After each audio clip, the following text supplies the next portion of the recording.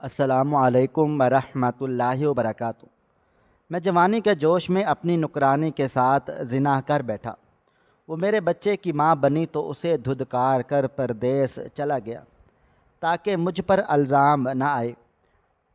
کچھ دن کے بعد اماں کا خط ملا تھا۔ لکھا تھا، تیرا گناہ ہمارے لیے عذاب بن گیا ہے۔ جب کہ اس بات کا علم کسی کو نہ تھا، میں واپس اپنے گھر پہنچا تو اندر کا منظر دیکھتے ہی میرے ہوش اڑ گئے۔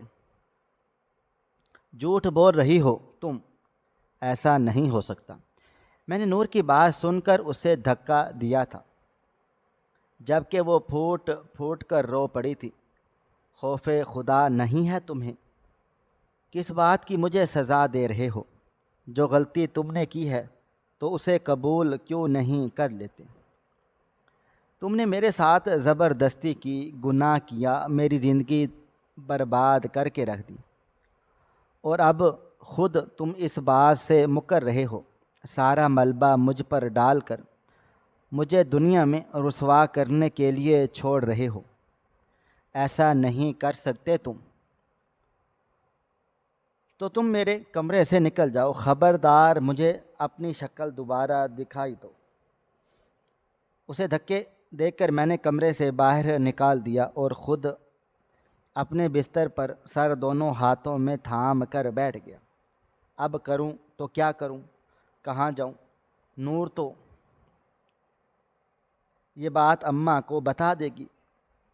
اس ایک رات کی غلطی نے مجھے کسی کو منہ دکھانے کے قابل نہیں چھوڑا تھا۔ کاش اس دن میرے دوستوں کی بات نہ مانتا اور یہ میں گناہ نہ کرتا، تو آج میری زندگی کتنی پرسکون سے گزر رہی ہوتی۔ میں اس آزمائش میں مبتلا ہونے سے بچ گیا تھا۔ نہ جانے یہ آزمائش تھی یا میرے گناہوں کی سزا۔ میں نور سے جان چھڑانے کی ترکیبیں سوچنے لگا تھا۔ پھر میرے ذہن میں ایک آئیڈیا چلا آیا۔ کچھ دن پہلے ہی ہماری کمپنی میں کام کرنے والے ورکرز دبئی بھیجنے کا بندوبست کیا جا رہا تھا۔ میرے باس نے دبئی میں بھی اپنے بزنس کی برانچ کھول لی تھی اور اپنے ہی ورکر کو وہ باہر بھیج رہے تھے۔ مجھے بھی انہوں نے یہ آفر کی، تو میں اماں کی وجہ سے ان کی آفر کو ٹھکرا دیا کہ اماں میرے بغیر اکیلی رہ جائیں گی۔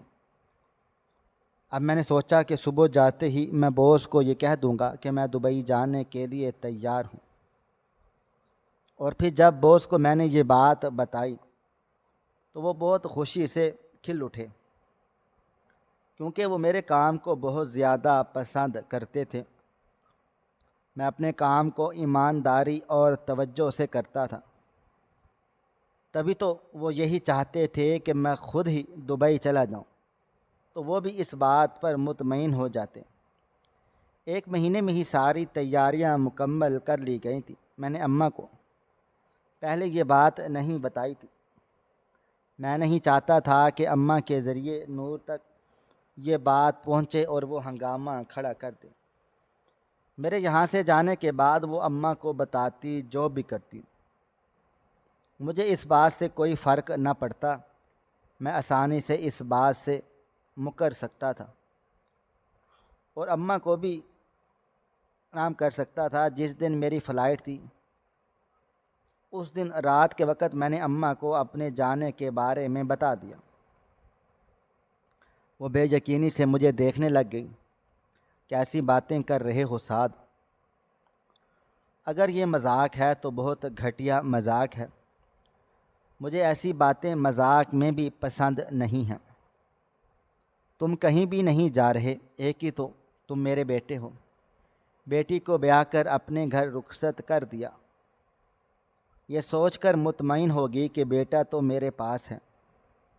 کل کو اس کی شادی کروں گی تو گھر میں بہو بھی آ جائے گی، بچوں کلکاریاں بھی گونجنے لگ جائیں گی، مگر تم یہاں سے جانے کی بات کر رہے ہو،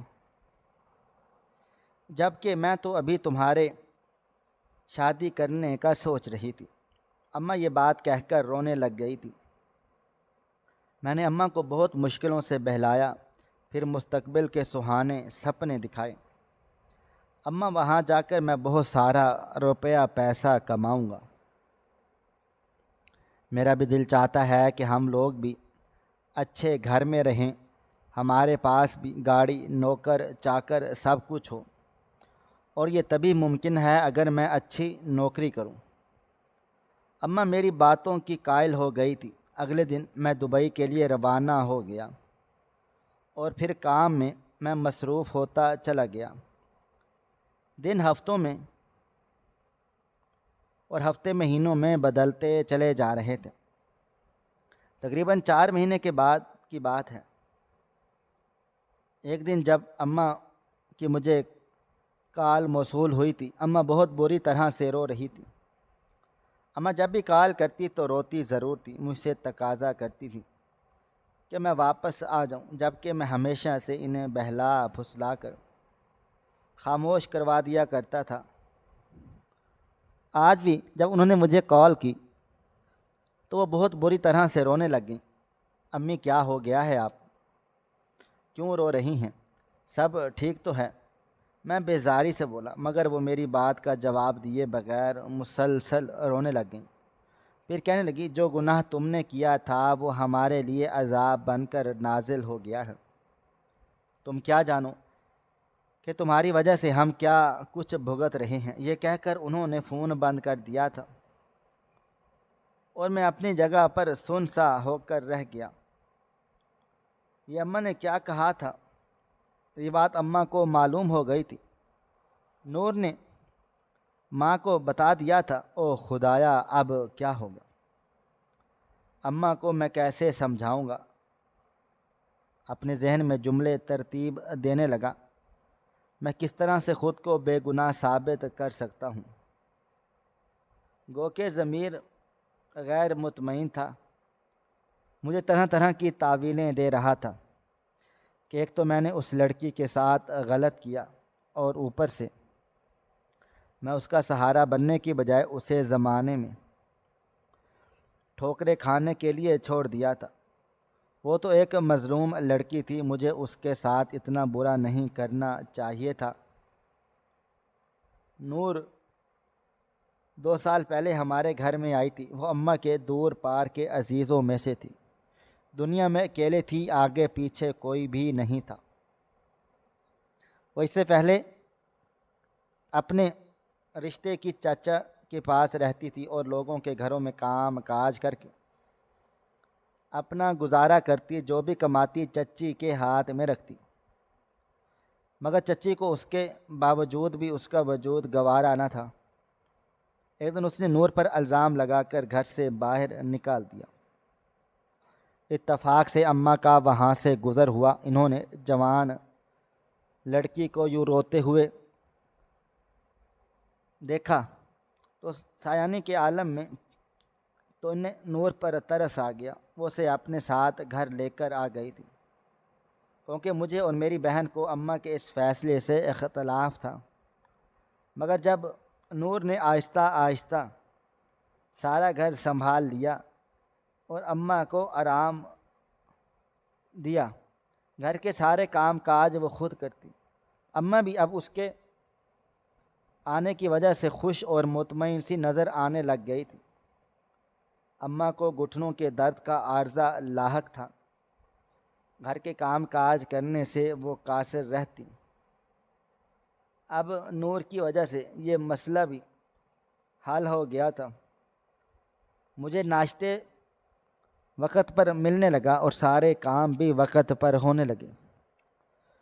وہ بھی سیدھی سادھی سی اپنے کام سے کام رکھنے والی لڑکی تھی، جس میں تیز ترازی تو نام ہی نہ تھی۔ شکل بھی اس کی واجبی سی تھی، رنگ بھی سانولا سا تھا۔ وہ نظر جھکا کر اپنے کام میں مصروف رہتی، اگر محفل میں ہوتی تو نظر بھی نہ آتی۔ یہی وجہ تھی کہ اماں اور میری بہن اس کی طرف سے بے فکر تھی۔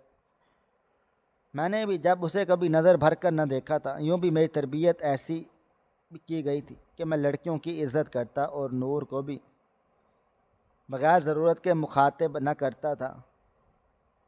اس دن دوستوں نے مجھے شرارت میں آ کر وہ ممنون شراب پلا دیا جس کے پینے سے انسان اپنے ہوش و خواص کھو بیٹھتا ہے۔ میرے ساتھ بھی کچھ ایسا ہی ہوا۔ مجھے میرے سوچنے سمجھنے کی صلاحیت تقریباً ختم ہو چکی تھی۔ دوست میری حالت دیکھ کر ہنس رہے تھے اور پھر میرے دوست ہی مجھے گھر تک چھوڑ کر گئے۔ دروازہ کھولنے کے لیے نور ہی باہر آئی تھی۔ اماں سو چکی تھی۔ میں بھی مطمئن ہو گیا کہ اماں کو میری حالت کے بارے میں خبر نہیں تھی۔ میرے کمرے میں جانے لگا تو نور مجھ سے کھانے کا پوچھا کہ کمرے میں لے آؤں۔ میں نے کہا حالانکہ میں کھانا کھا چکا تھا، مجھے بھوک نہیں تھی، مگر جانے کیا سوچ کر میں نے نور کو اپنے کمرے میں طلب کر لیا، اور یہی سوچ میری سب سے بڑی غلطی تھی۔ اس غلطی کے بعد مجھ سے وہ سب کچھ ہو گیا جو میں کرنے کے بارے میں کبھی سوچ بھی نہ سکتا تھا۔ جب میں ہوش میں آیا تو تب نور روتے ہوئے کمرے سے باہر نکل رہی تھی۔ آپ نے میرے ساتھ اچھا نہیں کیا، آپ نے میری ذات کا غرور اور مان چھین لیا، میں آپ کو اس چیز کے لیے کبھی معاف نہیں کروں گی۔ اس کی اس بات پر میرا دھک کر رہ گیا تھا۔ یہ مجھ سے کیا ہو گیا؟ میں بہت زیادہ پریشان رہنے لگا، خدا سے اپنی غلطی کی معافی مانگنے لگا۔ میرے ایک دوست نے مجھے یوں خواص باختہ پریشان دیکھا تو مجھ سے پوچھنے لگا کیا ہوا، تم اتنے پریشان کیوں ہو؟ پہلے تو میں ٹال مٹول سے کام لیتا رہا، مگر جب اسے ساری بات بتا دی تو یہ سن کر اس نے زور سے کہکا لگایا، ارے اس میں اتنا پریشان ہونے کی ضرورت نہیں ہے۔ کون سی بات ہے؟ یہ تو نارمل سی بات ہے۔ اگر تم نے گھر کی ملازمہ کے ساتھ کچھ ایسا ویسا کر لیا ہے تو اسے پیسے دے کر اس کا منہ بند کرواؤ۔ یہ ملازم لڑکیاں ایسی ہی ہوتی ہیں، انہیں خاموش کروانا تو بہت آسان کام ہے۔ نہیں یار، اس کی بات پر میں نفی میں سر ہلا دیا۔ وہ لڑکی ایسی نہیں تھی کہ یتیم اور مظلوم لڑکی ہے، بہت زیادہ شریف۔ ہمارے گھر میں وہ بلا ضرورت کسی سے بات چیت بھی نہ کرتی تھی۔ مجھے افسوس ہے کہ میں نے اس کے ساتھ بہت غلط کیا، میں خود کو کبھی معاف نہیں کر پاؤں گا۔ مگر میرے دوست نے گویا ناک پر سے مکھی اڑائی تھی۔ تم ضرورت سے زیادہ سوچ رہے ہو، اب دیکھنا وہ لڑکی خود ہی تمہارے آس پاس نظر آئی تھی، مگر ایسا نہیں ہوا تھا، وہ تو میرے سائے سے بھی بچنے لگ گئی تھی۔ اس کے چہرے کا رنگ پہلے سے بھی زیادہ زرد رہنے لگا، پہلے سے زیادہ کمزور ہو گئی تھی۔ امی اکثر اسے ٹوکتی، نور تم کھانا صحیح سے کھایا کرو، آخر کیا وجہ ہے، کیوں اتنی کمزور ہو گئی ہو؟ اور وہ امی کی بات پر رونے لگتی۔ میں اس کے رونے پر جھنجھلا سا جاتا۔ امی کو بھی کوفت کا احساس ہوتا۔ بہت کوشش کرتی ہوں میں کہ اس لڑکی کے ساتھ اچھے طریقے سے رہوں، یہ اپنے سارے غم دکھ درد بھول جائے، مگر پتہ نہیں اس کی زندگی میں ایسے کون سے غم ہیں جو یہ بالکل بھی نہیں بھول پا رہی۔ تب میں امی کی اس بات پر چور سا ہو جاتا، اور پھر ایک مہینے کے بعد جب نور نے مجھے روتے ہوئے یہ بات بتائی کہ وہ ماں بننے والی ہے، تب میرے پاؤں کے نیچے سے زمین نکل گئی تھی اور میں پاکستان سے بھاگ کر پردیس میں آ گیا تھا۔ پردیس میں آنے کے بعد میں سکون سے رہنے لگا، کیونکہ نور تقریباً میرے ذہن سے نکل چکی تھی، اور امی نے بھی دوبارہ کبھی اس کا نام نہیں لیا تھا، نہ اس کے بارے میں بات کی۔ کچھ وقت گزرنے کے بعد امی سے میری بات ہوئی، وہ بہت زیادہ غصے میں تھی، نور کو برا بھلا کہہ رہی تھی۔ میں نہیں جانتا تھا کہ امی کو کیا ہوا ہے، وہ اتنی غصے میں کیوں ہے۔ میرے پوچھنے پر انہوں نے مجھے ٹال دیا تھا، اور پھر 2 دن کے بعد ان کا مجھے اس بات پر خبردار کرنا مجھے چونکا گیا تھا۔ کیا نور نے امی جان کو بتا دیا ہے؟ اتنی سی جرت کہ وہ مجھے بے عزت کریں؟ میں اس لڑکی کو زندہ نہیں چھوڑوں گا۔ امی کو بھی اس بات کے لیے قائل کروں گا کہ وہ اس کی باتوں پر یقین نہ کرے۔ میں طرح طرح کی تعویلیں گھڑتا چلا جا رہا تھا۔ پھر ایک دن میری بہن کی کال آئی، روتے ہوئے کہنے لگی واپس آ جاؤ، امی تمہیں یاد کر رہی ہیں، تمہاری وجہ سے بڑی پریشان ہیں، دیر مت کرو، ایسا نہ ہو تمہیں پچھتانا پڑے۔ پہلے بھی تم نے ایک گناہ کیا ہے جس کی سزا ہم لوگ بھگت رہے ہیں، اب ایسا نہ ہو کہ کچھ ایسا تم کر دو جس کے بعد تمہارے ہاتھ کچھ بھی نہ آئے، تم ساری زندگی پچھتاتے پھرو۔ میرے ہاتھوں سے موبائل فون پھسل کر نیچے جا گرا۔ ایسا کیا ہو گیا تھا؟ کیا کیا نور نے؟ ایسا اس نے بھی کیا کیا میری ماں کو جو اس کی حالت ایسی ہو گئی ہے؟ میرا غصے سے دماغ گھومنے لگا۔ میں نے ٹکٹ اپنے کروائے اور باس کو بتا دیا مجھے ایمرجنسی میں واپس آنا پڑ رہا ہے، چونکہ میں بلا ضرورت چھٹی نہیں کرتا تھا اور نہ ہی باقی ورکرز کی طرح بہانہ بازی کرتا۔ تبھی باس نے بھی میرے ساتھ پورا تعاون کیا۔ گھر آیا تو حیران و پریشان رہ گیا۔ صحن کے بیچوں بیچ میری بہن بیٹھی ہوئی تھی، بری طرح سے روئے جا رہی تھی، کبھی سر پہ ہاتھ رکھ رہی تھی تو کبھی مجھے برا بھلا کہہ رہی تھی۔ اپنی بربادی کا ذمہ دار مجھے ٹھہرا رہے تھے۔ کیا ہو گیا باجی، کیوں اس طرح سے رو رہی ہو؟ میں اس کے پاس گیا تو وہ مجھے نفرت سے دیکھتے ہوئی وہاں سے اٹھ کھڑی ہوئی۔ تم نے ایک بار بھی میرے اور امی کے بارے میں نہیں سوچا کہ تمہارا یہ گناہ آگے بھی آ سکتا ہے؟ ہوا کیا ہے کچھ تو بتائیں۔ تو وہ میرا بازو پکڑ کر امی کے کمرے میں لے آئی تھی۔ امی بہت بیمار تھی، بہت کمزور ہو گئی تھی۔ مجھے دیکھ کر انہوں نے اٹھنے کی کوشش کی مگر وہ پھر سے ڈھہ گئی کہ امی کیا ہو گیا ہے؟ میں بےتابی سے ان کی طرف لپکا۔ وہ زور زور سے رونے لگ گئی، گردن دائیں بائیں ہلانے لگی۔ مجھ سے بڑی غلطی ہو گئی، میں نے اس مظلوم کے ساتھ زیادتی کی، ظلم کیا، پتہ نہیں میرا رب مجھے معاف کرے گا یا نہیں۔ وہ بار بار اپنی بے گناہی کا یقین دلاتی رہی، قسمیں کھا کر کہتی رہی کہ میں بے گناہ ہوں، میرا کوئی قصور نہیں، مگر میں نے اس پر اعتبار نہ کیا۔ مجھے اندازہ ہو گیا تھا کہ وہ نور کے بارے میں بات کر رہی ہیں۔ تب میں اب بالکل خاموش اور گمسم سا ہو کر رہ گیا تھا۔ میں نے سوچا اپنی بے گناہی میں یہ بولوں گا، وہ بولوں گا، مگر اماں کو یوں احساس ندامت میں دیکھا تو بالکل گمسم سا ہو گیا تھا۔ سمجھ نہیں پا رہا تھا کہ ایسا بھی کیا تھا جس سے اماں کی اس کی بے گناہی کا یقین ہو گیا تھا۔ غلطی تو میں نے کی تھی، گناہ مجھ سے ہوا تھا، تو اماں کو احساس جرم کس بات کا تھا؟ میں اس وقت ڈاکٹر کو کال کی، اس نے اماں کا چیک اپ کیا، سکون کا انجیکشن لگایا، کہنے لگا انہوں نے کسی بات کی ٹینشن لی ہوئی ہے، آپ انہیں خوش رکھنے کی کوشش کریں، یہ بالکل ٹھیک ہو جائیں گی۔ اماں کو سلا کر میں باہر آیا تو باجی مجھے دیکھ کر نفرت سے منہ پھوڑ لیا۔ میں ان کے پاس جا کر بیٹھا مگر وہ وہاں سے اٹھ کر چلی گئی۔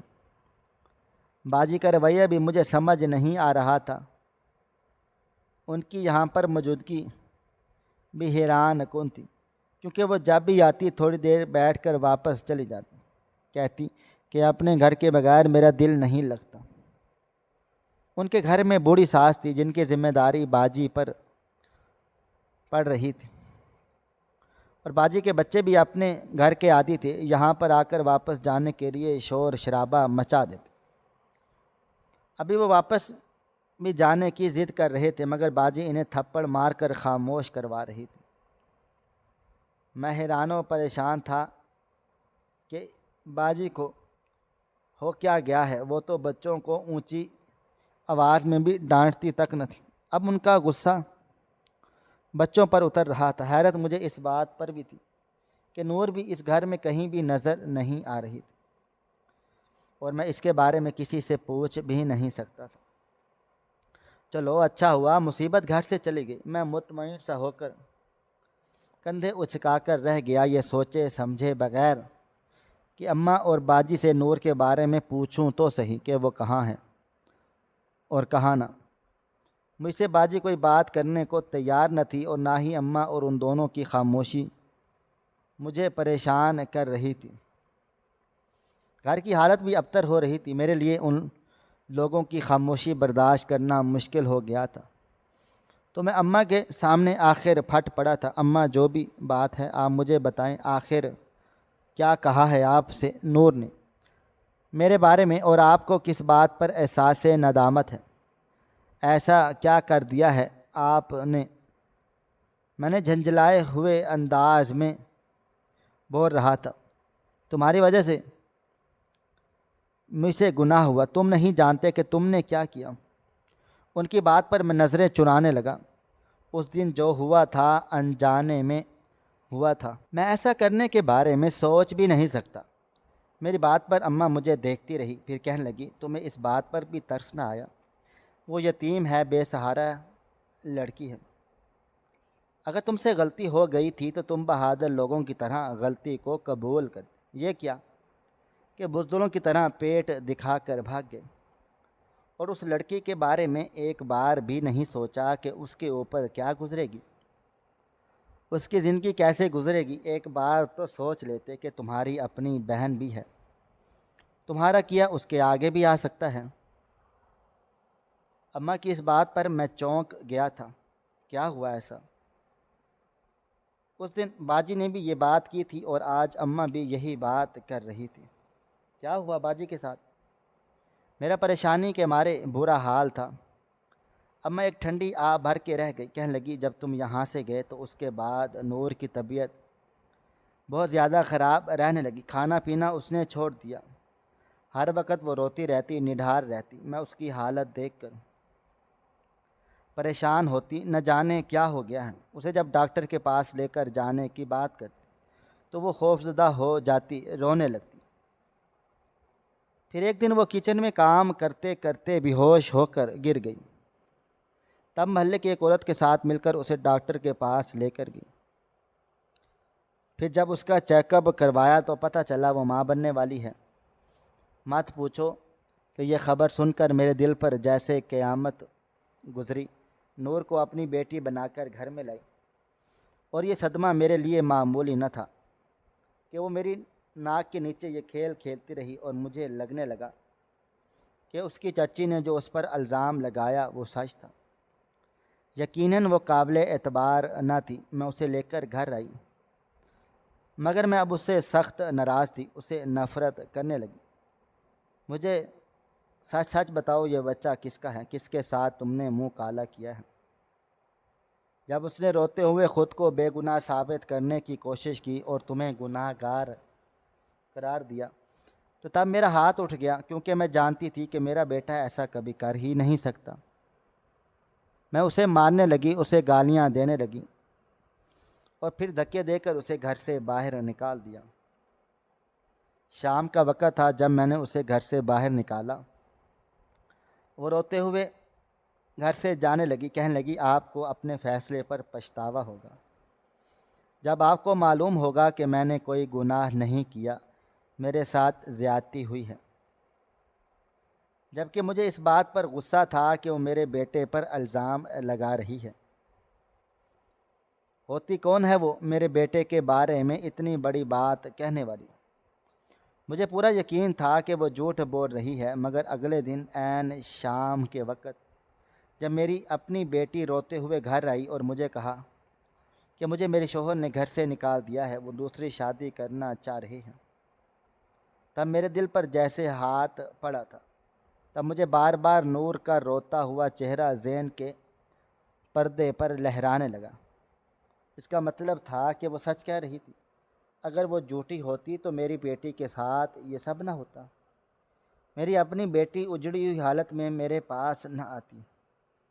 میں جتنا روتی ماتم کرتی کم تھا۔ میرا مان ٹوٹا اعتبار بکھرا تھا، وہ مان جو مجھے اپنی تربیت پر، اپنے بیٹے پر تھا۔ مجھے یقین ہو گیا کہ وہ سچ کہہ رہی ہے، اور پھر میں نے اسے ڈھونڈنے کی کوشش کی۔ اس محلے میں گئی جہاں پر وہ رہتی تھی، اس کی ایک سہیلی تھی۔ میں اس کی سہیلی کے پاس بھی گئی، مگر وہ بھی اس بارے میں بے خبر تھی کہ نور کہاں ہے۔ کوئی بھی نہ جانتا تھا کہ وہ کس حال میں ہے۔ مجھے بار بار اس کا چہرہ، معصوم سا چہرہ یاد آ جاتا تو میرے پچھتاوے میں اضافہ ہو جاتا۔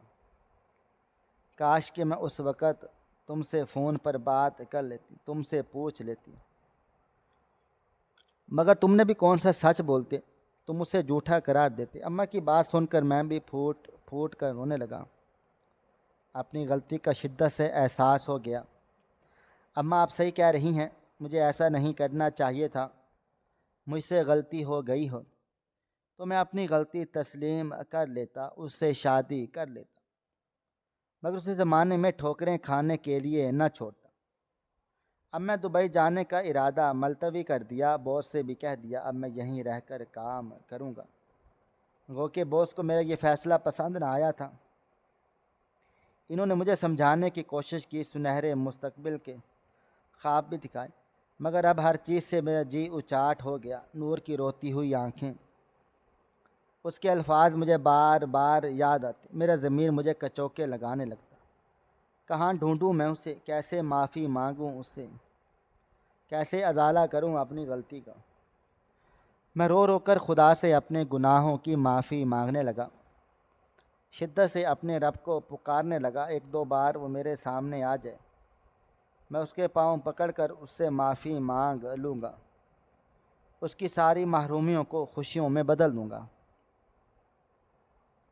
مگر وہ ایک بار میرے سامنے تو آتی، ہر چہرے میں، ہر گلی میں، ہر سڑک پر، ہر اس جگہ پر جہاں میں جاتا تھا نور کو میں نے تلاش کیا، وہ مجھے کہیں نہ ملی۔ اب میرا بہنوئی بھی میری بہن کو واپس لے گیا، اسے بھی اپنی غلطی کا شدت سے احساس ہو گیا۔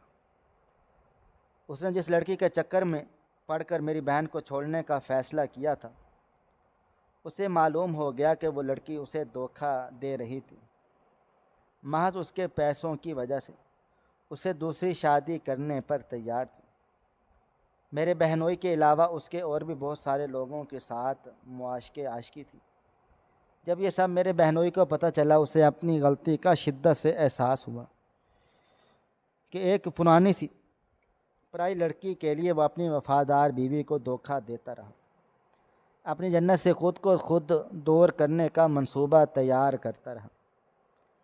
جب اسے غلطی کا احساس ہوا تو گھر آ کر میری بہن سے معافی مانگی اور امی سے بھی، اور پھر خوشی خوشی انہیں لے کر چلا گیا۔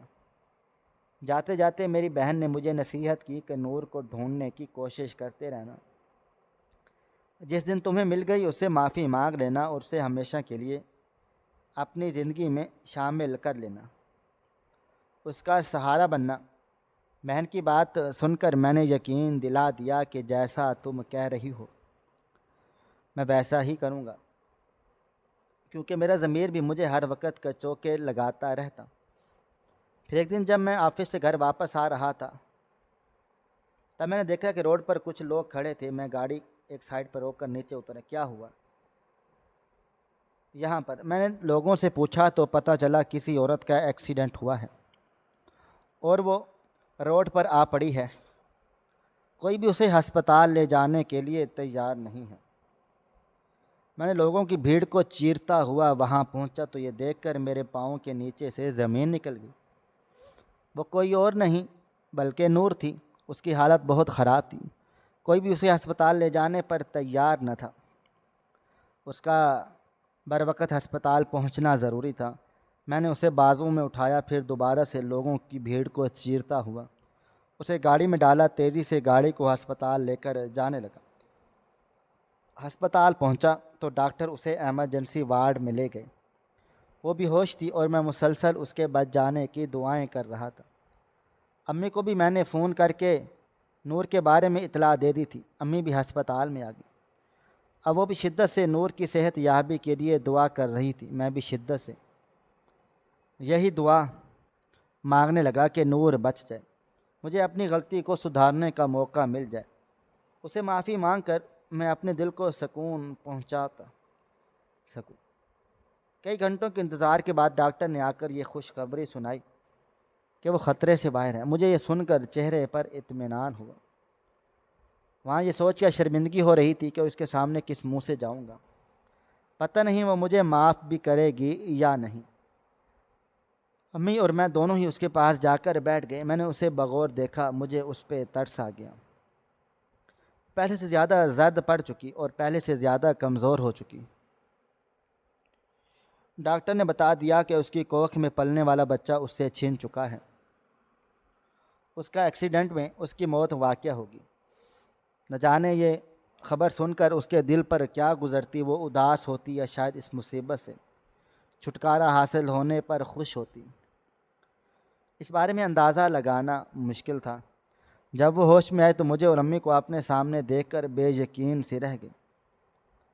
امی نے اس کے ماتھے پر بوسہ دیا، پھر روتے ہوئے اسے کہنے لگی، ہم نے تمہارے ساتھ بہت زیادتی کی، میں نے تم پر اعتبار نہ کیا، تمہیں گھر سے نکال دیا، تم میری اس غلطی کے لیے مجھے معاف کرو گی؟